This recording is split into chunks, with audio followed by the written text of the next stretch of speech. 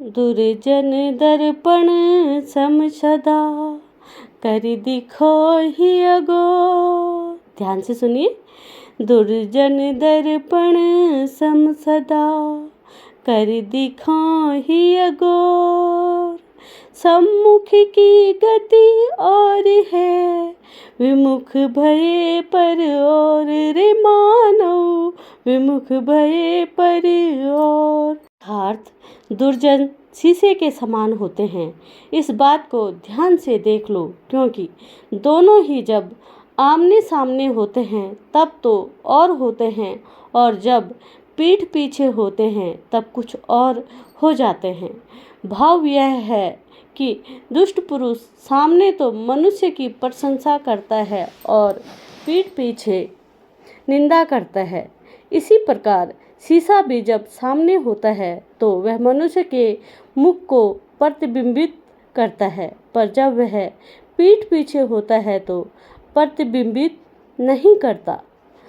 तुलसी काया खेत है मनसा भयो किसान। पाप पुण्य दो बीज है बुवे सो लुने निदान रे मानव बुवे से लुने निदान। अर्थात गोस्वामी जी कहते हैं कि शरीर मानो खेत है, मन मानो किसान है, जिसमें है किसान पाप और पुण्य रूपी दो प्रकार के बीजों को बोता है। जैसे बीज बोएगा वैसे ही इसे अंत में फल काटने को मिलेंगे। भाव यह है कि यदि मनुष्य शुभ कर्म यानी कि अच्छे कार्य करता है तो उसे अच्छा फल मिलता है, और यदि वह पाप कर्म करता है तो उसे उसका फल भी बुरा ही मिलता है। अमीय गरी गारे उगरल। ध्यान से सुनिए। अमी गरी गारे उगरल नारी करी करितार। प्रेम बैर की जननी युग जानहि बुध न गंवार रे मानव जानहि बुध न गंवार।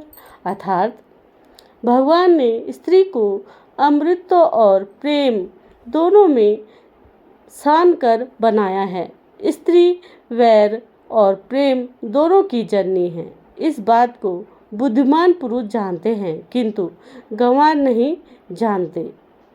तुलसी साथी विपत्ति के विद्या विनय विवेक। साहस सुकृत सुसत्य व्रता राम भरोसे एक रे मानव राम भरोसे एक।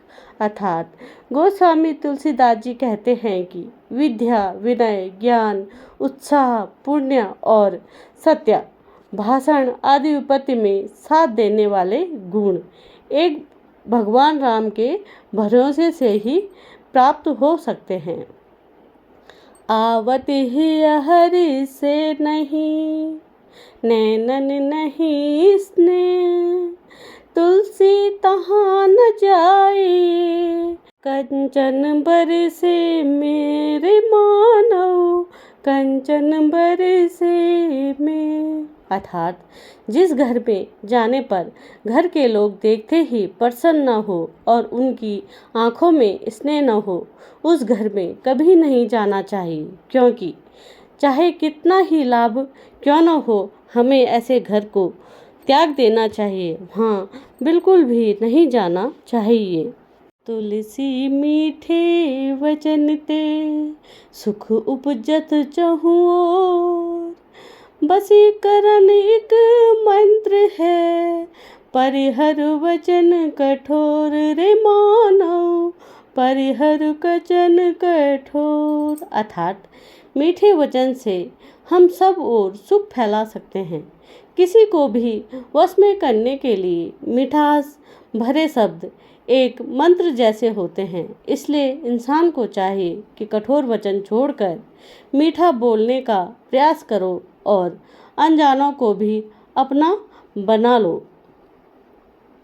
दया धर्म का मूल है पाप मूल अभिमान। तुलसी दया न छोड़ी जब तक घट में प्राण रे मानव, जब तक घट में प्राण। अर्थात धर्म का असली मूल तो दूसरों पर दया